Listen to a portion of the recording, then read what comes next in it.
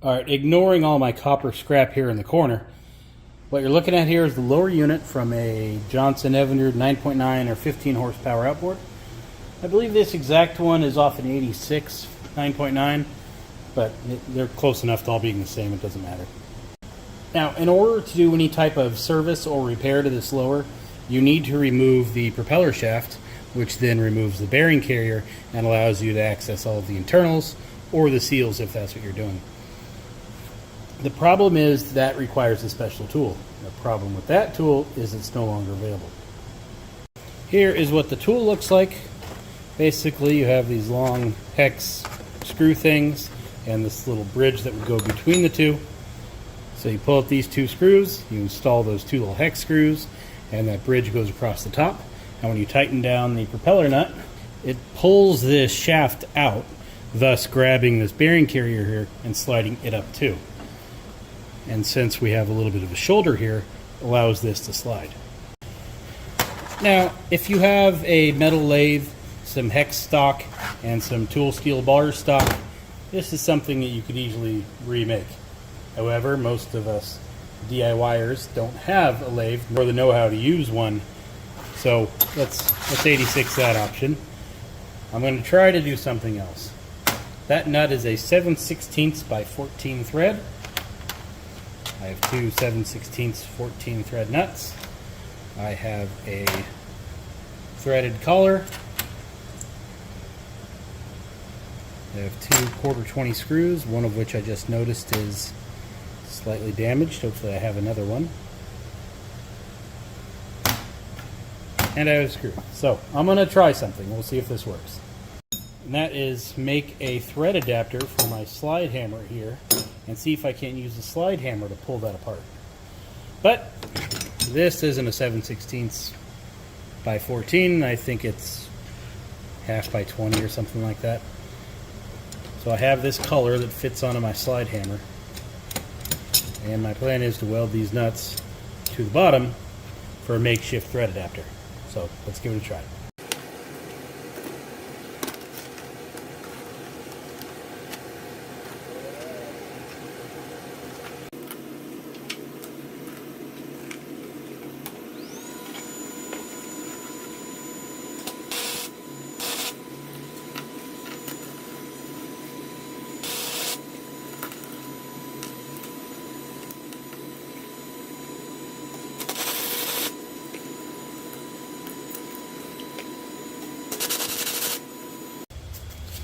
So I have my nut extension built, and then I have it back onto the bolt with the collar for the slide hammer in between.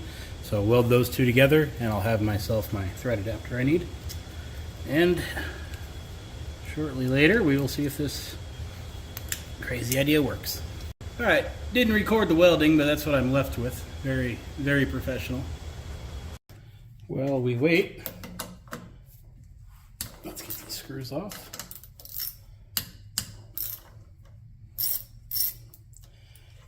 Now this isn't very corroded. Like around here you can see it's actually pretty nice. So if this is going to work, it may work fine on here. A heavily corroded one, I don't know.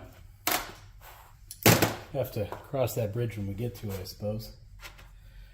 So I have those 1/4 20 screws. These are going to be placed in here. These are going to just kind of prevent this from sliding out too far. That's my theory.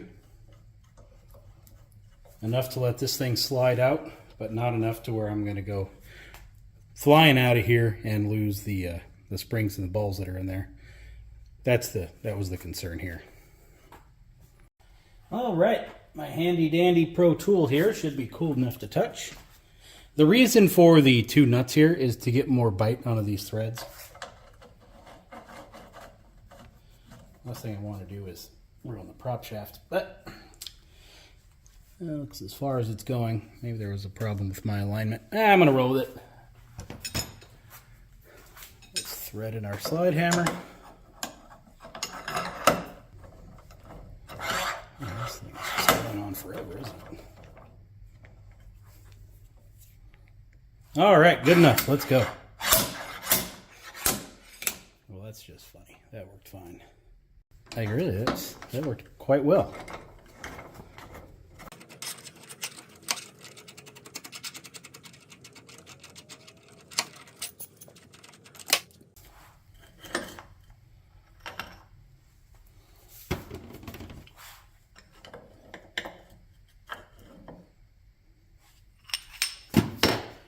So interesting note here.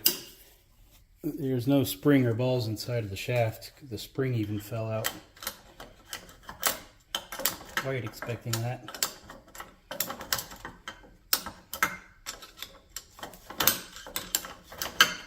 So what I just did was I put a magnet on the end of my screwdriver and I use that to go in there to pick up things. But I hit the steel of the shifter,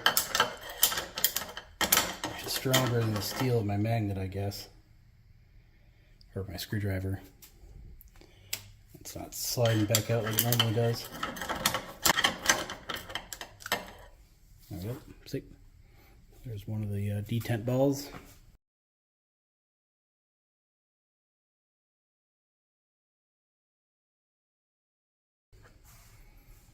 Got it. Yeah, the detent balls and the spring are usually the first things you're going to want to find, because you're not exactly going to lose the the forward gear, but those tiny little detent balls and the spring, yeah, that you're going to lose. So that's why I always find those first. The tool worked fine. Might have ruined some threads when I was doing the welding. And that thread's on. So, I'll run a tap down those screws and clean out any weld or any spatter that might have got in there and use this again. But for the most part, that little joke of a weld tool thing I just whipped up pulled that apart just fine. But again, nice, clean, uncorroded housing here. I don't know if this would work as well on, well-used saltwater motors. But next time I come across one, I'm going to give it a try. So, I'll see y'all in that video. Until then, hope you like my little workaround for not having the proper tool. Any questions, let me know. Otherwise, see you later. I'll put a link below to the welder I used. Yeah, that's kind of a joke, because, a welder is, I don't know what. Well, that one my dad got me for Christmas because he knew I was too cheap to buy me my own. That was a long time ago. It was like $450 or something like that. I think they're just shy of $1,000 now. Give you an idea of the price hike. Anyway, the reason I say that link is kind of a joke because it's a $1,000 product, and usually those links that I put down there are affiliate links to where I get a cut of the sale price that Amazon or eBay would collect, which on a $1,000 tool is pretty good. I really need to start making links for Teslas and stuff. That'd be hilarious. Anyway, yeah, in case you're wondering how I make money off the channel, those links are it. Now, it's not good money, but it's some money. But most of the time, it's a $30 ignition coil or a $50 water pump kit. Never a $1,000 welder. So, if you need a welder or a Tesla, just click the little link down there somewhere. Can I buy a Tesla on Amazon? Alright, so apparently you can't just go buy a Tesla on Amazon. I thought you could. I thought they were selling them on the internet. Apparently not. So anyway, if you need a carbon fiber body kit thing for your Tesla, you just go ahead and use my link below first. Alright. Hey, Future Brandon here. Got this lower unit, doesn't shift into forward. Gonna pop it open and see what happened. I honestly don't think it's a problem. I think the shift rod wasn't screwed in by whoever worked on this thing previously, but I didn't figure that out until I'm at this point. But it's leaking oil anyway, so it needs to get resealed, so here we are. Anyway, the thing is in a lot better condition than I thought. It was pretty ugly, but I really want an old saltwater motor for this test. Anyway, we're gonna see if the tool thing pops that right out of there. Already got the adapter on the slide hammer. We will soon see what happens.